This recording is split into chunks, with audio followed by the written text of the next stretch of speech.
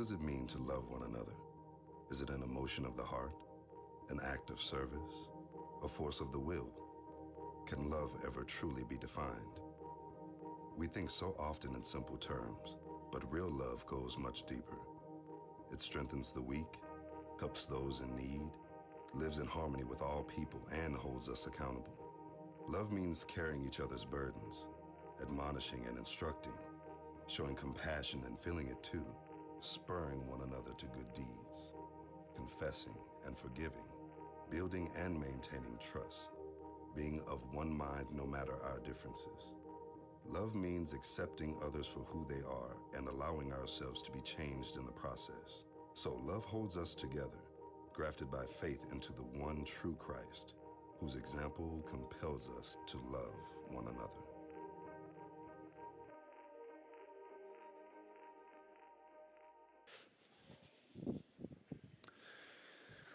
So as our children are making their way downstairs, if you were here last week, I want you to bring back to mind the conversation for today and remember the part that you need to respond. And we've been getting better at this as we've kind of practiced this. So I want you to just share with everybody the key learning from last week, because we want to talk about that at the beginning, then we're going to talk about this week, we're going to circle back to it a little bit at the end. So last week we learned, as we started our new series talking about now being the bride, who we are together as family, we learned that we are to forgive everybody always. Now that is a huge swath. And so we have this just kind of like massive picture. And if you want to learn more about that, I would invite you to go to our website. Angela does a great job of putting all the sermons up online. It's very easy to get to. Just click on there, www.imaginegod.ca, and check that out. Because what we learned last week is we are to put our effort into forgiving everybody always. Huge picture. But today I want to narrow it down. I want to narrow the focus down, and not because we're going to talk about love today, not because our love isn't supposed to be for everybody, but when we narrow it down, it helps us to understand how to love. And when we look at those who are closest to us and how we love them, if we can understand that, then I think it can help us understand how to love everyone around us. And so here's the place I want to start today. I want you to think about somebody who is really important to you, someone whom you love. It could be a spouse. It could be a really close friend. It could be a teammate. It could be a child. It could be a grandchild. It could be a parent, a grandparent. I want you to bring to mind somebody who you go and you think of somebody that you love, bring this person to mind. And by the way, this sermon I'm going to talk about, this is kind of one of those what-if type sermons. And so when I ask you to bring these things to mind, if you don't do that, you're going to kind of miss out on the deep learning that the Spirit has for you. And so if you said, yeah, I'm not going to do this, I'm just going to sit back, bring that person to mind. Who do you love? Who do you love? Who is a person that if they were no longer a part of your life, you would feel a deep sense of loss? That person in mind? Now I want you to imagine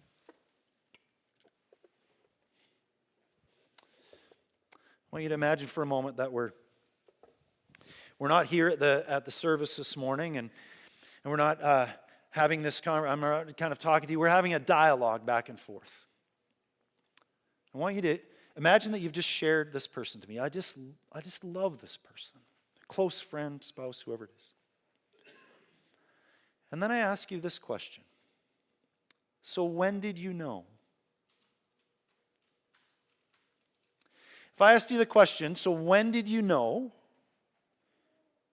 that you love this person, what would you answer?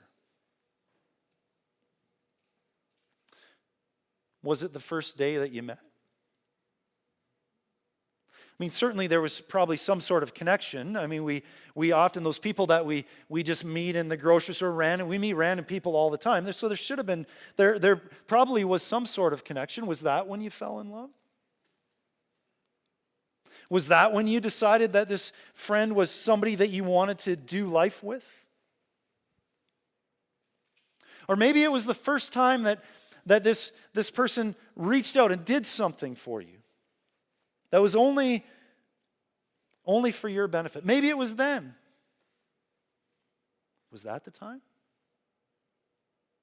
Or maybe it was that time when you were really hurting and they came alongside and they just knew that whatever had happened would have hurt you and they were there for you. Was that the time that you fell in love?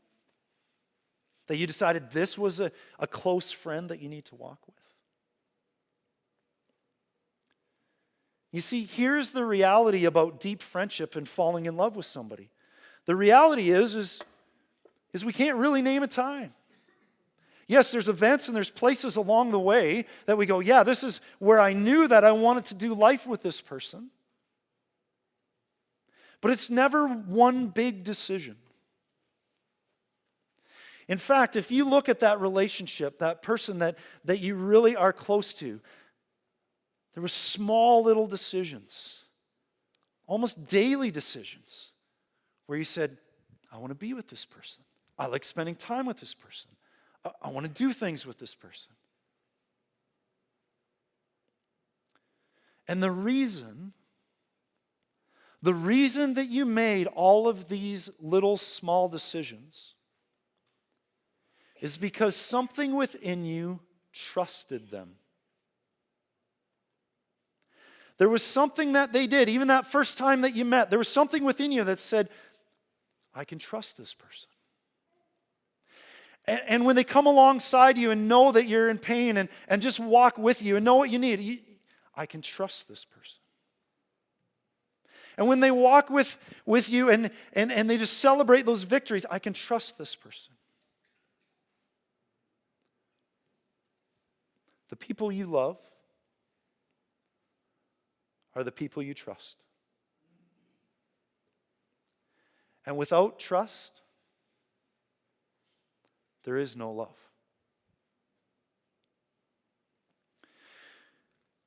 We're in the midst of a series we're just starting out a series looking at what does it mean to be the bride.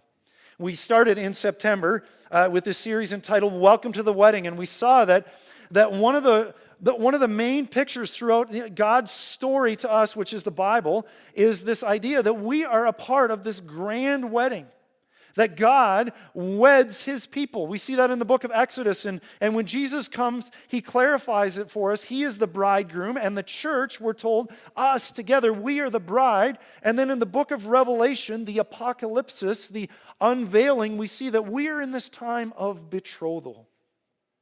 We are learning to be the bride together. In fact, I think you can make a really good argument based on the book of Revelation that once the bride becomes who the bride is supposed to be, once we are prepared, having been prepared for Jesus, then he will return. We have work to do. The way we left it is we are called to be a bride together that glows. And if we are going to be a bride that glows, we need to learn how to trust each other, or how to love each other, to love one another. There's probably nothing new on the beginning of that screen. But if we are going to love each other, we need to be able to trust each other. In the story of Joseph that K-Marie did such a wonderful job of recapturing for us. At the end, when the brothers come and they are going to be reunited with Joseph, what is their big challenge? Their big challenge is that, can I trust him? Our father is gone. The one who will protect us is gone. Now, can we trust him?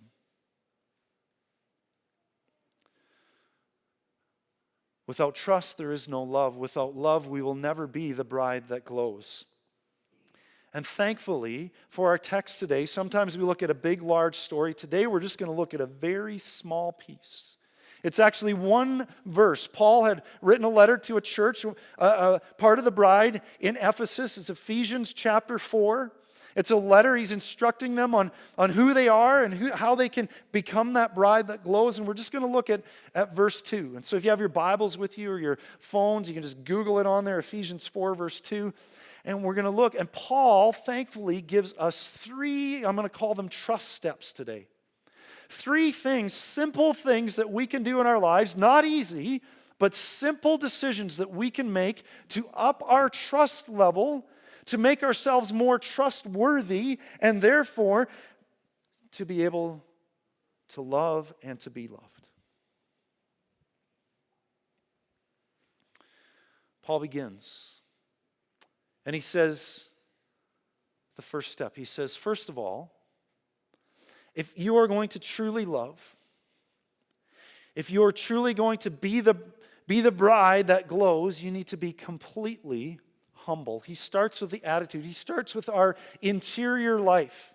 We're going to get to a moment in our actions, but Jesus himself said it's out of the heart that the mouth speaks. Our actions flow from our heart. And he says, and he starts, be completely humble. Now, the opposite of humility is pride. And many of us have experienced pride in this way, as arrogance. Someone who talks and says, look at me, look at how great I am, look at what's going on. Someone who thinks too highly of themselves. And it's hard to trust a person who thinks too highly of themselves.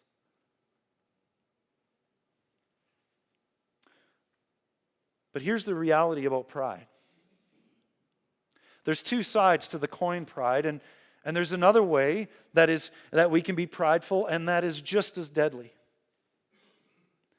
And that is when we think too little of ourselves. Do you notice the commonality? It's thinking about ourselves.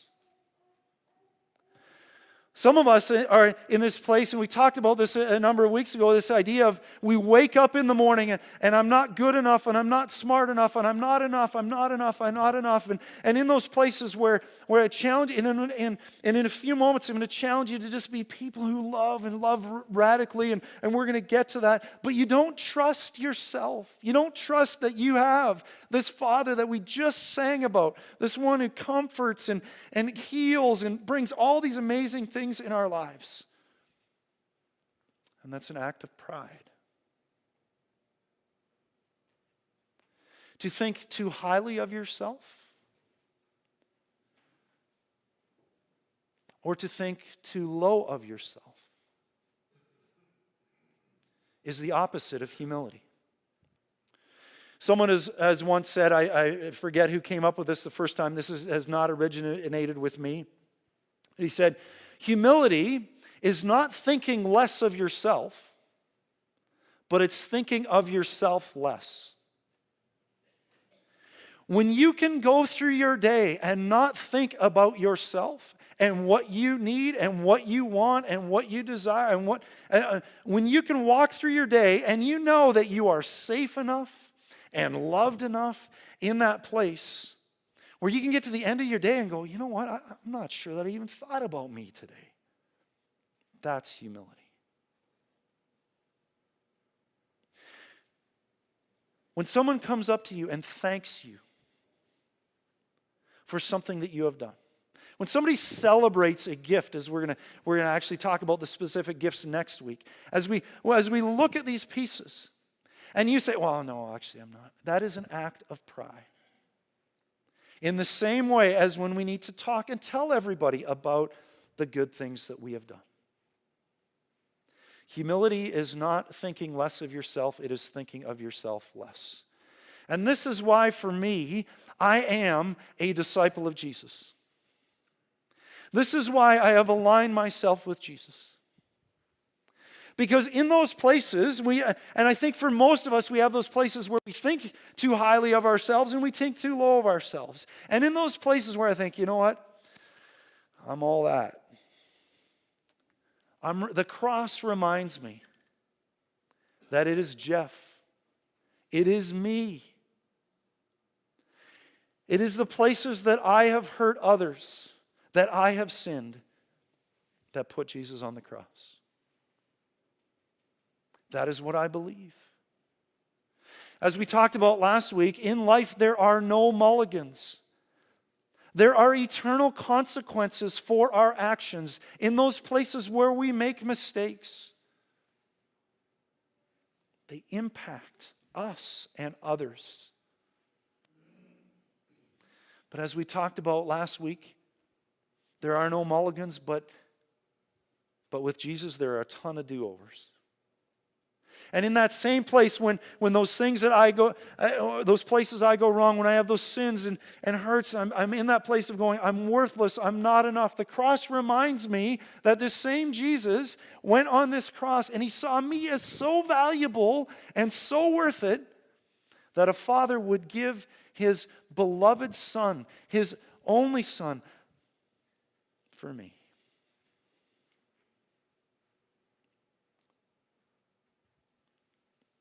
If we are going to be truly humble people, I have not found any other way other than to trust that the gift of Jesus, the gift of himself, the fact that he gave his life for me in those places where I nailed him to the cross. Out of such great love that he sees I'm worth it. Trust in Jesus brings us to humility. But this is just the start. This is the beginning. This is the part where we're kind of laid bare. This is the part where all of our defenses, and if you're in that part of going, in this place of going, man, I talk about myself all the time, or if you're in that place, man, I'm always talking about how I'm always feeling worthless. This is the part, this is where we're thankful that there's 3 trust steps as opposed to just one. Because Paul continues and he says, be completely humble and also gentle. To be gentle means to not force our way. To be gentle is to trust that not only does the love of Jesus take down our arrogance and bring us up out of those places where we think we're not enough, but it also allows us to trust the fact that it is the Holy Spirit that changes hearts and changes lives. In those places in life where you feel like you need to fix things, you need to fix other people, you're frustrated, wherever that's at, it is the Spirit of God who renews the face of the earth. Paul invites us, therefore, to be completely gentle. Have you ever had it before where somebody has done something for you, something that is good and helpful, but the way that they have done it has been patronizing or hurtful? The way we do things matters. And the first step toward love and the first step to being that person who's trustworthy is indeed to be completely humble. But the second is then to be gentle, to recognize and remember that we do not need to force our way. I was so deeply convicted this week. I was listening to a pastor share a story of where he was a young pastor and he had this wise mentor who came along, and he was in a staff position. He was going and they were having their weekly or monthly, anyways. It was one of their staff meetings, and the lead pastor came up to this young man and said, "So where have you learned the most in life? In what situations have you learned the most?" The young pastor thought about it for a few moments, and he said, "Well, I guess in the hard times, in the difficult times, in the challenging times, that's where I've learned the most." And then the wise pastor turned to him and said, "Why then are you trying to rescue everyone that you are working with from their hard times?"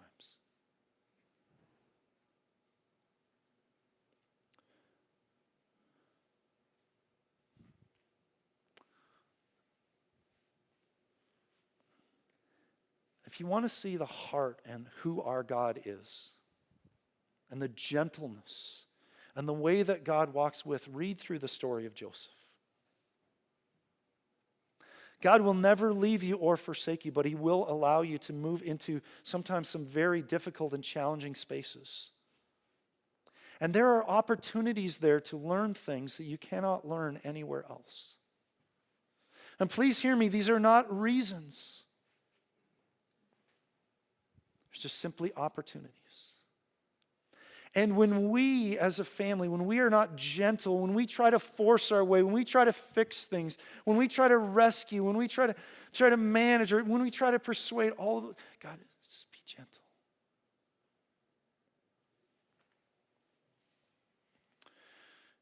If we're going to live this way, it's going to require the third trust step, to be patient. To be patient with each other, to be patient with ourselves. I want things to change quickly. I see something and I go, I'm going to talk about this a little bit next week as we talk about the gifts. And some of us, we know where to go and we know how to get there. And if we are going to truly be the bride that glows, if we are going to be a place where people intuitively can walk in and go, oh man, I can belong here. I can be me here. It's okay to not have everything figured out. There's people like me who wonder about challenges in life. We're going to need to be patient.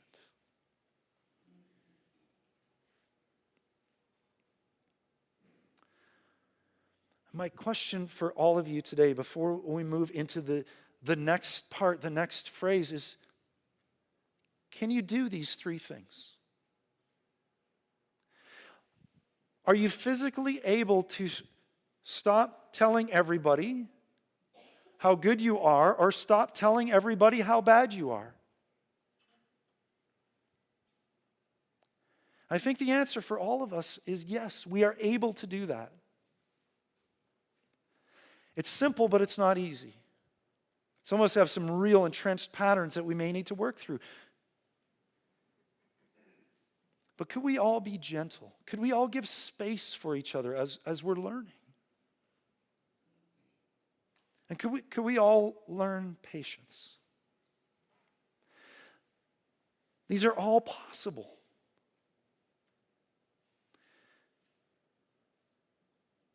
They are simple trust steps. They're not easy. But to the extent that we are able to step into these, you know what happens? Love happens. One of the amazing things about this text is later on, what we looked at last week was verse 3, where Paul says, make every effort to forgive everybody always. This is tough. This is hard work. But when we say, you know what, I'm going to be humble. I'm going to move into a place of thinking about myself less. And I'm going to give up trying to fix everybody and fix everything and fix self. And I'm going to be patient. Then we are able to bear with. And this isn't a bear with as like, well, I guess I got to bear with everybody. This is the idea of walking with. This is the idea of taking somebody and putting a shoulder under their pain and walking with them. This is the person who last week came and sat with Betty Martins in the morning so that Al could go do her things. This is the people that have gone and made a whole bunch of food for Yob, so much so that when I chatted with her on Friday, she needed to clean out of the fridge because there's just this overabundance of food. This is this idea of putting your shoulder underneath, carrying each other's burdens, bearing with one another in love. And the love, the Greek word here is not that philos, that brotherly love. It is bearing with, showing each other, being the hands and feet and heart of Jesus. He's talking about that agape love. And these simple steps of thinking of ourselves less and being gentle and being patient, they just create incredible opportunities. Let me share one of them with you. Next week, we're going to talk about our gifts and different talents and abilities. Then after the service, we are going to have what's called a Soup Sunday and ice cream dessert social. The Soup Sunday piece you're familiar with. Many of you are great cooks. And you're going to use your gifts and talents and abilities, and we're going to have soup together. But the part that I want to point to you is that our youth group has decided that they want to serve you ice cream. And they're going to serve you ice cream because they want to raise funds in order to buy gifts and work with the Salvation Army to buy gifts and help and provide gifts for people who don't have enough around Christmas. This is what this looks like. The reason that Paul starts right at the beginning by saying, think less of yourself, or think of yourself less, and be gentle and be patient. It's because when we do that, and then when we forgive everybody always, the opportunities are endless. Just think about this for a moment. Think about if it were possible to let go of all of those places that you have been hurt and you have hurt someone. That's what forgive everybody always means. And then if you were able to enter into your day with this deep sense of trust that you would be cared for, so much so that you just focused on blessing the people around you because you knew that they would bless you. And if you did it in a manner that wasn't patronizing, but it was actually helped gentle, and if you're able to trust that God does indeed got it, and that you were patient, could you imagine what your life would look like? Could you imagine what our life together would look like?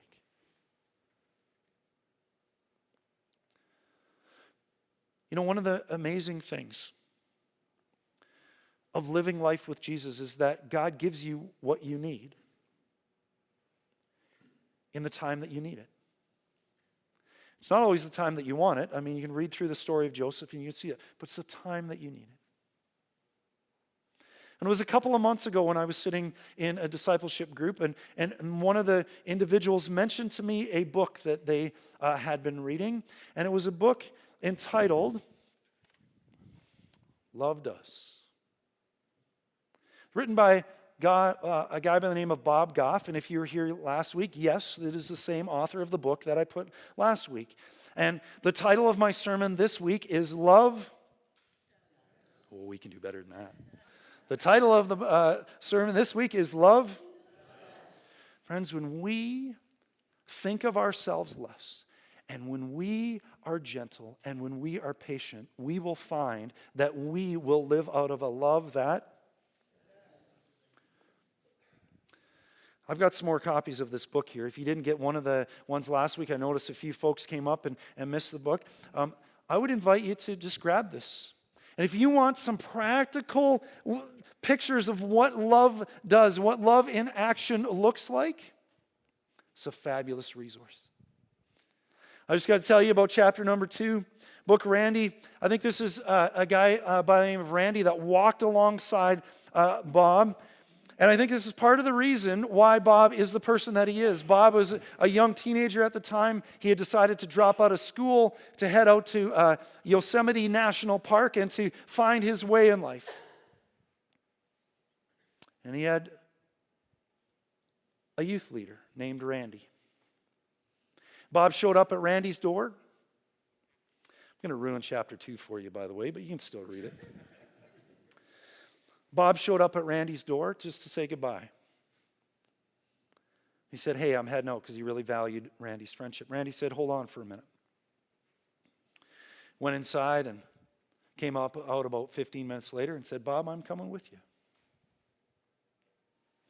He put his shoulder underneath what was going on. I'm going to let you read through how that story meandered and navigated. And they ended up coming back a few days later. And Bob walked up to the door and walked up with Randy to drop Randy off his house. And Randy invited Bob in for a moment. And there was this girl that Bob knew was Randy's girlfriend that ran up and gave him a big hug and said, "Welcome home." And then Bob noticed that there was some half unwrapped presents in the room, and he realized that the day that he had shown up had been Randy's wedding day. That's what love does. That's what love does.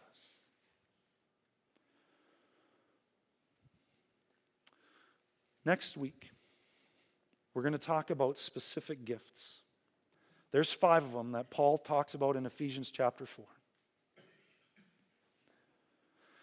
The reason that we started and the reason that Paul waits till verse 11 to talk about those is because the bride needs 2 legs to stand on. As every bride and as every person needs 2 legs to stand on in order to be stable, so too we need 2 legs. And my challenge for you is this. Leg number 1 is love does.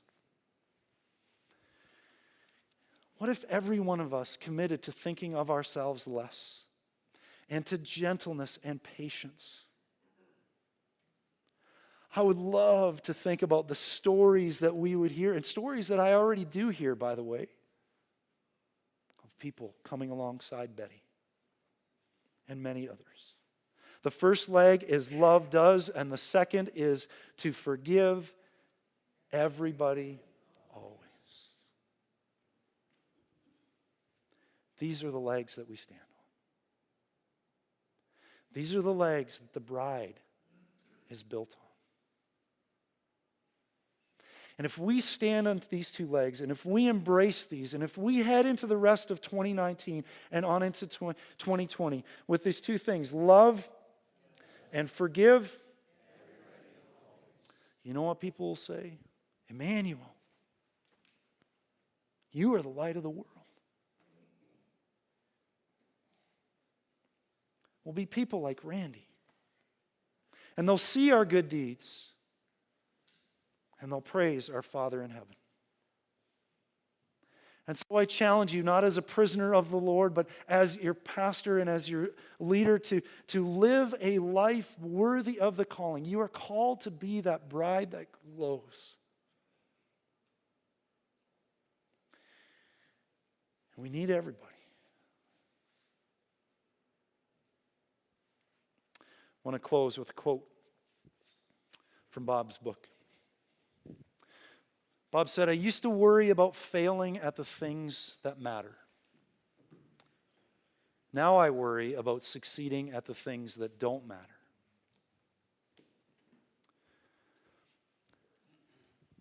We are at an incredible time and juncture in the history of our Emmanuel Church family. God has blessed us with a worship and creative arts pastor and an incredible team around. God has blessed us with all generations, kids, teenagers, young people, seasoned veterans. God has blessed us with an opportunity. He's brought us through a wilderness experience together, and now we have an opportunity to wonder together what is our specific calling? Who are we called to be? Where are we called to bring that hope and healing into the world? Where are our specific gifts? How does that work? What does that look like? Those are all great questions. We're going to unpack those in the coming weeks and months. But for today, as our worship team leads us in a song reminding us of the love that Jesus has for us, love like this, I'd invite you to look into your own life. And if you weren't here last week, forgive everybody always. You got the Coles Notes version. I would invite you to just allow the Spirit, as you hear this song, you can sing along, but you can also just listen and allow the Spirit to just speak into your heart and your life. Is there someone that you need to forgive? Is that someone you? Or do you need to think of yourself less?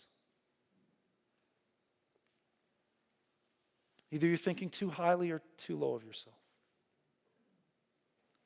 Or are you trying to force your way through and into things? Trying to push.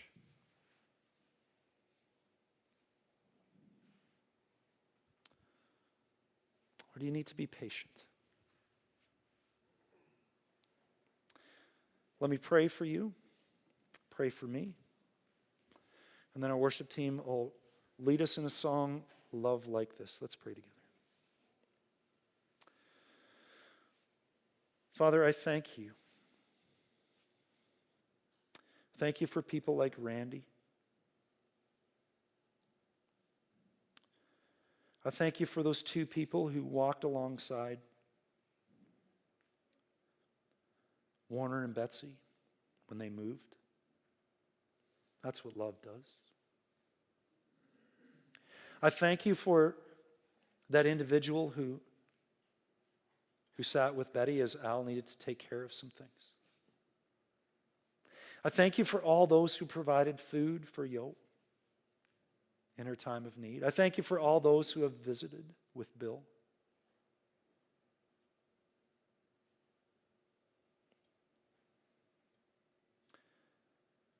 I thank you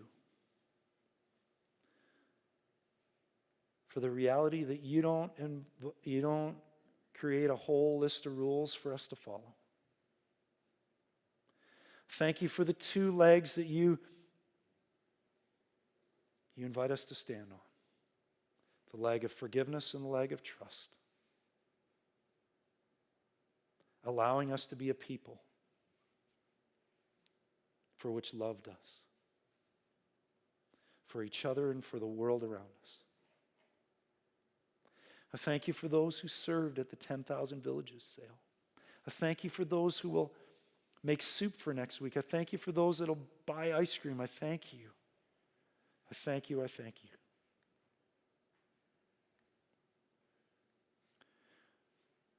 And Father, I thank you too for the opportunity to take another step toward greater forgiveness and greater trust. And Father, if we're here this morning and it is forgiveness either of ourselves or others, I pray that we would receive the complete forgiveness. That we would just be able to turn to you and feel you as that perfect Father, just wrapping your arms around us going, it's okay, we'll figure it out.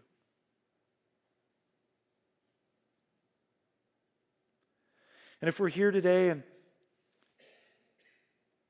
maybe we need to step into greater humility. Either thinking too great of ourselves or too less of ourselves. Father, I pray that you would allow us to see this beautiful person that you have created, who's both enough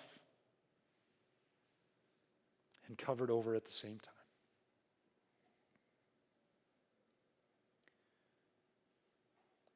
And if it's a gentle heart, if we're trying to force our way, Father, allow us to trust that you do indeed got it.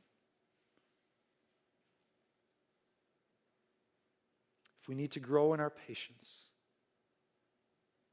give us that patience. Jesus, we thank you for patterning a love like this. And I pray that as we are inspired by your love and the way that you did love, that you would inspire us to do the same for others. pray this in your name. Amen.